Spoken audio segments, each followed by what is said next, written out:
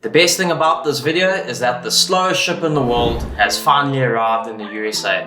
So a big thanks to all of you for the patience and for the support of our pre-sale items, and the team that side is going to start getting these orders off to you in the next couple of days. One of the pre-sale styles is our African Ranger in the limited edition African Buffalo leather.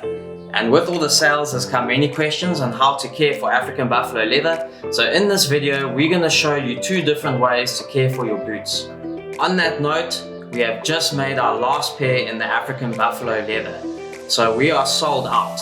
Although in the USA, we have sent a number of extra pairs over that way. So it is your last chance to get your hands on one of these limited edition pairs. The pair in front of me and that we're going to use for this video is my own personal pair. Now I've only worn these for about 3 weeks and they're just starting to break in and feel nice and comfy.